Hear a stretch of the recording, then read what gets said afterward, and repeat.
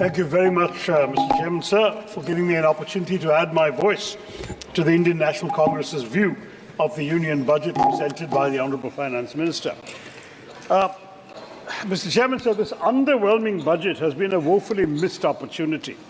For after all, this was the government's chance to prove to the citizens of India, after the colossal setback the BJP suffered in the recently concluded general election, that the Prime Minister and the Finance Minister have actually listened to the concerns of the people. But once again, they've let the people of India down. The budget is in many ways an emblem of this government's economic mismanagement and financial recklessness, made all the more worse by its divisive policies. This budget makes it abundantly clear that the BJP has run out of ideas.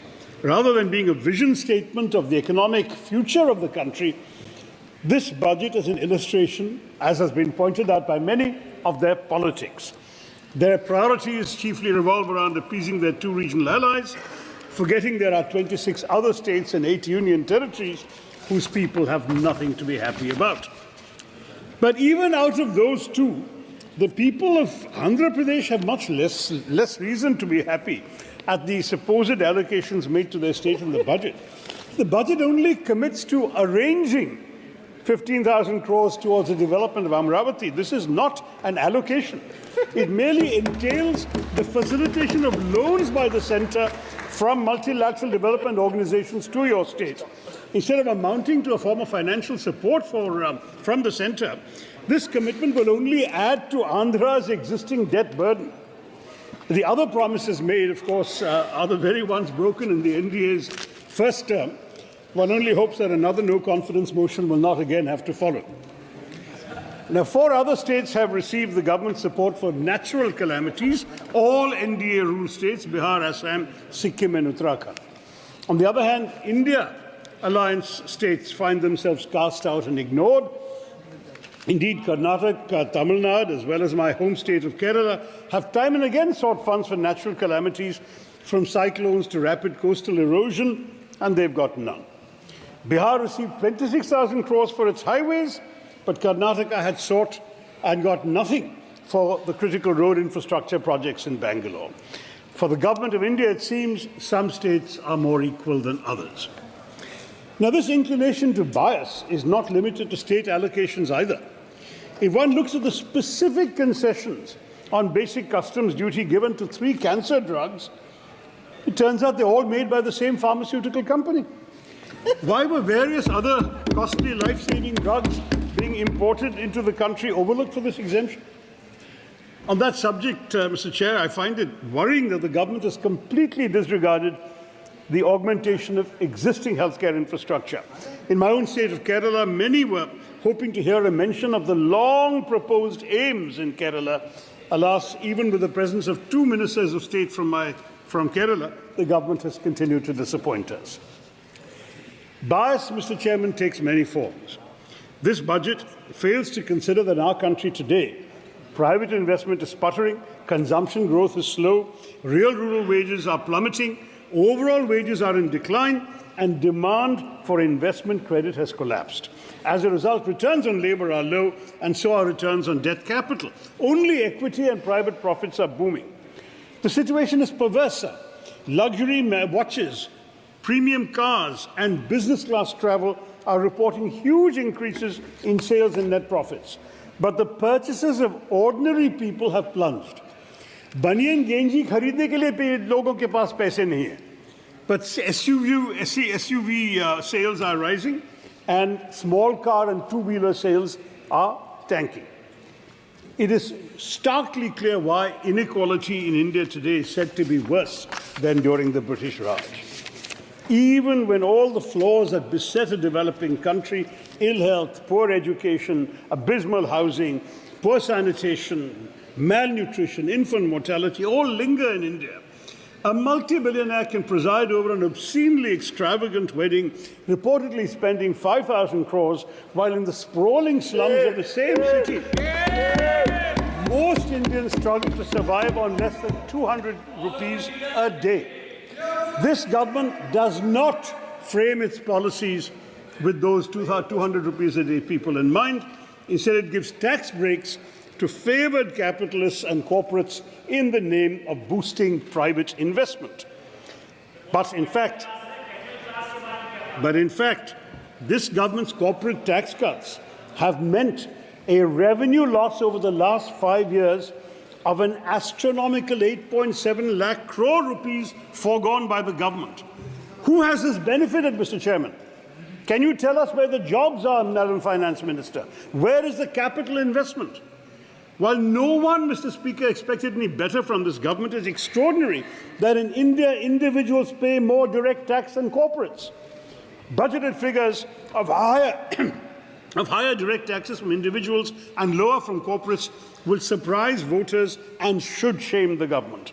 Perhaps they are ashamed since they've stopped even releasing detailed GST revenue collection data, allegedly because their GST collections are so high that they dare not reveal the extent to which the Aam Aadmi is subsidizing this government through regular purchases that they pay GST on, while the government subsidizes a favoured few. But once again, concealing data is a specialty of this government. Remember the PM Cares Fund.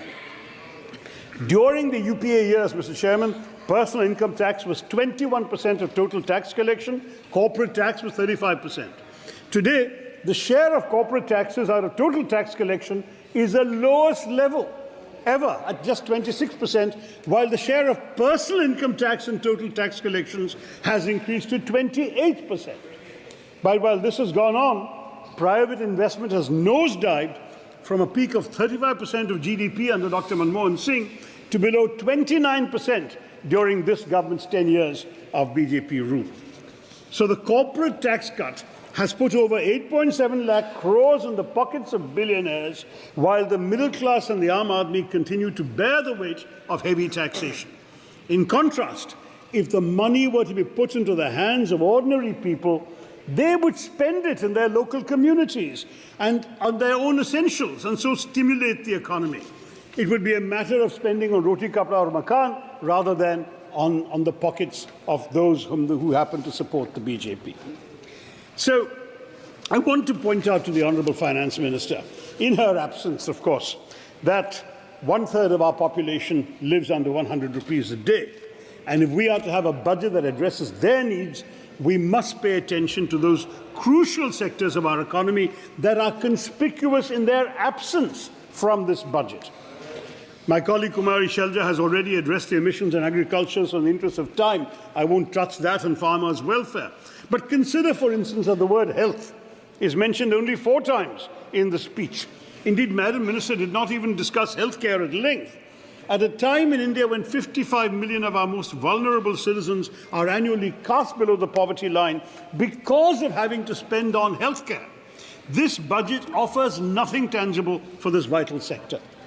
Was it really so long ago, Mr. Chairman, that COVID-19 rampaged through across the world, wreaking havoc and exposing our massively inadequate and ineffective healthcare sector? Yes, if one were to look at the budget, it would seem that the pandemic has been forgotten, for allocations to the Ministry of Health and Family Welfare have decreased as a share of the overall expenditure from 2.16% in 2019 to 1.9% in the budget. At the same time, the Ministry of Ayush has had an allocation nearly doubling. The fact is that India is just not spending enough on health. Brazil, Russia, China, South Africa, the other BRICS countries spend roughly 14 to 15 times more than us. Until recently, even Bhutan, Nepal, Maldives were outspending us. This year, the budget outlay for health has seen a minuscule rise, yet far from the aspiration of 5% of the GDP, the Modi government's health expenditure as a proportion of GDP remains stagnant, and we are even distant from spending the minimum 2.5% that was outlined by their government in the national health policy. We also must address the so-called missing middle. According to Niti Aayog, these are the people who have no health insurance cover and are too well off to be eligible for the Ayushman Bharat Yojana. When flagged in a 2021 Niti Aayog report, the government said they would take notice of this, and yet here we are in 2024 with no health solution at all for this middle class. This is highly irresponsible and reflective of our government's inability to afford something as basic as healthcare insurance cover to some of our neediest citizens.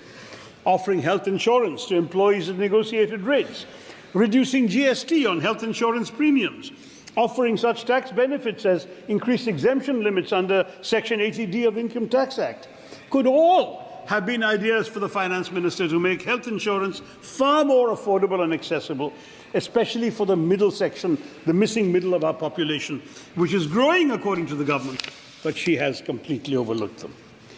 The truth is, Mr. Chairman, that even when it comes to a sector as indispensable as public health care, the mantra of the BJP, as with everything else, has been rebrand, not revamp.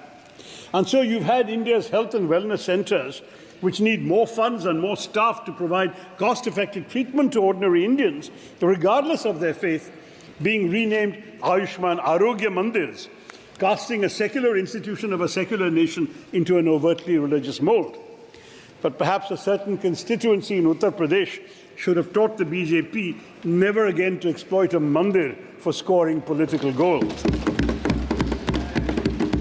Yet rebranding is what this government has done for the last 10 years. We've been calling it a name-changing government, not a game-changing government, as you know. But honestly, hearing the inflated claims of the ruling party after this week budget and all the TV shows I had to appear on yesterday, I am reminded of a garage mechanic saying to the owner of a car, "हम आपके brakes तो ठीक नहीं कर सके, इसलिए horn की आवाज़ को बढ़ा दिया." That's what the Sarkar is doing. The brakes of the Indian economy have fallen off, but this government's horn keeps getting louder. Let's look at the targets announced for Make in India in its 10 years of existence and underachievement. This government thinks honestly that rhetoric is a substitute for action. But if I may move to another sector of the economy which the budget barely pays any attention to, that's education, immensely critical to employment generation. For all the BJP's talk of upskilling youth and equipping them with the tools they need to procure jobs in today's intensely competitive job market, there was no mention in the budget speech of primary or higher education. We have a staggering 3.5 million youngsters, 35 lakhs, dropped out of school in the last academic year for which there are records. And this is not just an indication of economic failure by the government, kids having to join the informal workforce to support their families, but it's the future of India stepping away from the path of knowledge, Mr. Chairman. It's deeply unfortunate, and while leaving school may not be in these students' hands, getting them back to school is certainly in the government's hands. So it's a shame that access to quality and compulsory education has been wholly overlooked in this budget. Education has been allocated a miserly 1.2 lakh crore rupees, which is a 7% decrease from the revised estimated allocation of 23-24. More alarming is the fact that the allocation for the Department of School Education and Literacy as a share of the total budget outlay reduced from 3.16% in 2013-14, the last year that we were in government, when the UPA was there, to just 1.53% in 24-25. And the combined allocations for both the departments have declined from 4.7% as a share of the total budget expenditure in our last year to 2.53% in your so far last year.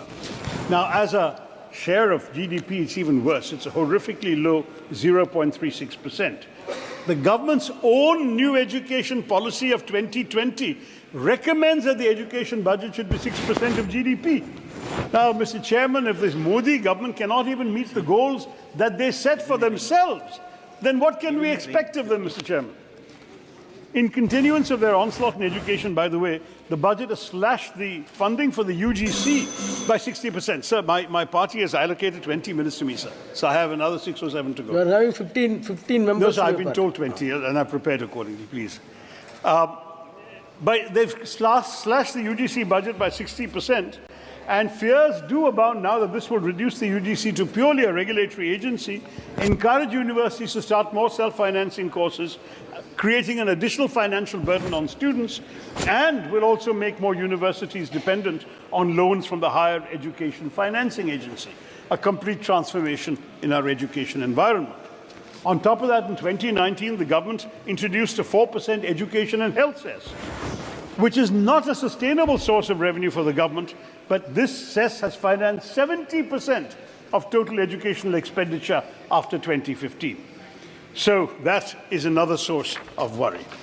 So there's little to cheer on health and education, but should we welcome the government's belated recognition of the worst ever employment crisis in our country in history by their borrowing the Congress Party's proposed apprenticeship scheme and renaming it? No. First, because the exaggerated claims of the government that it added 125 million jobs in its 10 years, including 47 million last year, are completely fake. They include unpaid labor, and even 1 hour's work a week has been counted as a job. Second, because they've diluted our scheme. We had proposed an apprenticeship, which would lead to jobs. They've reduced that to an internship, which is only assistance. They've only restricted to 500 top companies. We had it open-ended. We offered 1 lakh per person. They're offering only 5,000 rupees a month. And on top of that, they're saying 10% from CSR funds. CSR funds are meant for social welfare benefits and not for the companies to spend on themselves.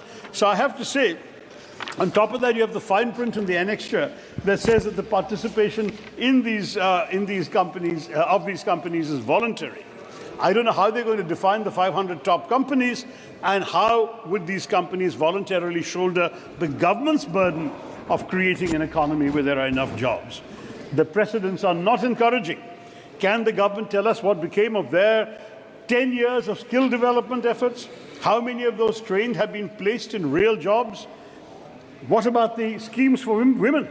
Why is female labor force participation at a record low today of 28%?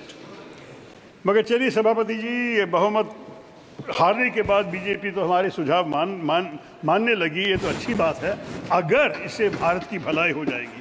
But it's amusing to me that the BJP had to lose its majority in parliament before they became receptive to effective suggestions from the opposition.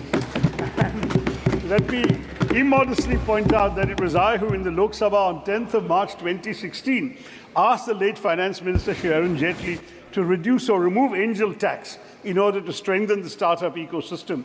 And I'm glad to see that 8 years later, a finance minister has heeded my words and abolished it. So, chalo der aaye, durust aaye. But I have to say that the finance minister's rosy claims on FDI are belied by facts. FDI as a ratio of GDP has in fact collapsed from an average 2% of GDP to 0.5% of GDP last year, the lowest in a decade.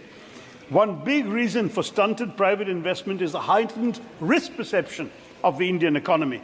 Foreign companies actually pulling money out of our country. Some $44.4 billion have been pulled out in 23-24. And actual FDI, that is investments minus what they take out, has fallen to 26 billion, which is a 37% drop, according to RBI data, and the lowest number since 2006-07, when the UPA was in power.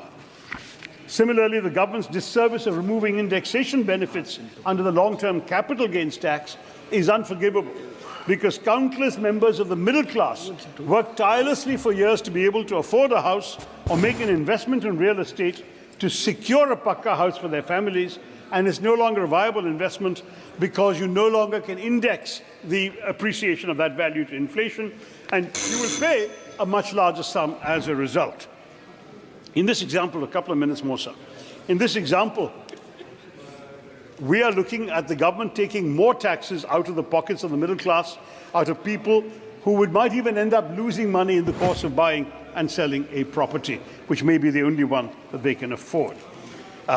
So the real worry with all of this is that you're going to see a strong resurgence of cash transactions in purchases of property.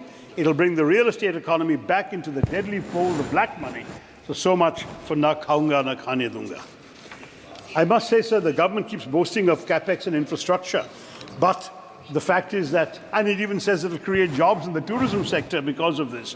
But the truth is, how can you create jobs or strengthen tourism when your refusal to reduce GST in hotels has made India amongst the costliest destinations? You exhausted 20 minutes already, please.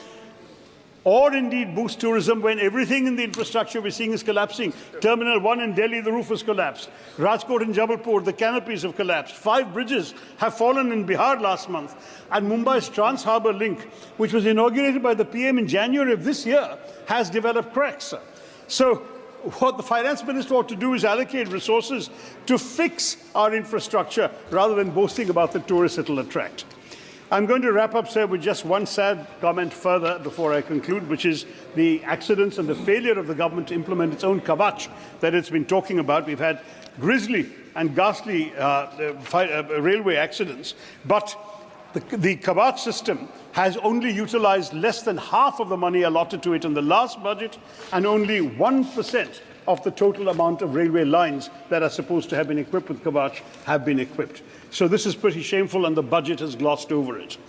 Nor did the finance minister mention Manrega, which has been mentioned by others, so I can just say in one sentence that demand keeps going up, but the Modi government keeps reducing its allocations to this. And it's the allocation they've requested now is far short of the amounts requested and required to meet the demands. On top of that, they've deleted job cards. 267% of more job cards have been deleted this year, and the new Aadhaar-based payment system has left 8 million active workers ineligible for payment. This is supposed to be something to help the rural poor. It's actually hurting them, sir. Let me conclude by saying that this budget is a do-nothing, claim-to-do-everything exercise. No matter how much the government ratchets up the mythic vision of a Viksit Bharat and its rhetoric, this is not a budget for a Viksit Bharat. It's a motley collection of schemes without an analytical framework or a coherent spending plan, and no pathway to achieve the boasts and rhetoric of either Amrit Kal or Viksit Bharat. The government is selling us a penthouse in a building whose foundations are shaky, whose canopy has collapsed, whose lift shaft is yet to be installed, and whose workers are starving. The budget lacks originality, ambition, strategy. We get no answers to the employment puzzle. We get no solutions to education and health, and we don't engage with any of the crises of investment I've outlined today. The budget that India needs and India deserves is much more than a statement of solidarity with the ruling party's political allies. Thank you, Mr. Chairman.